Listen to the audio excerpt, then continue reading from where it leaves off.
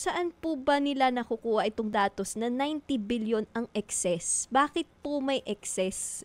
Yun nga po, ang dami-dami pong membro ng PhilHealth at ang dami-dami rin pong nangangailangan, kesyo gamot yan o hospital bills.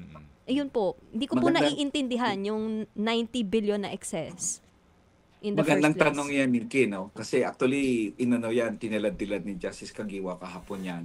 Ang sabi ni Justice Kagiwa, ano ba talaga yung accumulated revenues nyo?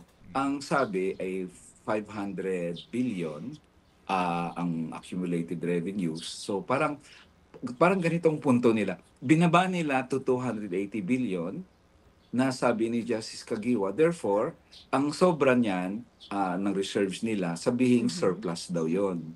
Mm. Parang it's an issue of terminology rather Mm-mm. than Mm-mm. actual situation. Dahil surplus yon, kaya pwedeng kunin kasi surplus, unused funds na bigla. Pero ang sabi ni Justice Kagiwa, di ba, ang surplus nyo or unused funds nyo, dapat gamitin una sa dagdag na benepisyo. Pangalawa, doon sa pagbaba ng kontribusyon ng membro. Pag may sobra pa after that, pwede nyo i-invest. So, parang may investment earnings kayo, sabi ni Jessica Gio. So, nag-invest kayo. Syempre, aminado nila na sa financial report nila na may income sila sa investment. So, paano na yung benepisyo? Paano na yung miyembro? Ngayon, doon na sila nagtalo kasi ang argument ni Justice Kagiwa, may batas. Ang sabi ng batas, pupunta sa UHC, sa Universal Healthcare o PhilHealth. So, nakalagay naman yon. So, special purpose yon. Di ba dapat i-earmark nyo? Sabi Mm-mm. nila, oo, i-earmark namin yon para sa PhilHealth at sa healthcare. O ngayon, ano nangyari? Apparently, Ted, parang kinomingle nila, nagkomingle na sa general funds at pwede na, parang hindi na siya special purpose. Yun ang inaano ni Justice Kagiwa kahapon, parang nawala ang special purpose. So, ibig sabihin, kahit sinasabi ng batas na, for example, 50% ng PCSO o ano pa man ay dapat ay pupunta doon, pwede pa lang mag-lower yon. Kasi kung kailangan ng pondo daw dito, edi doon nila dadalhin kasi mas importante yon.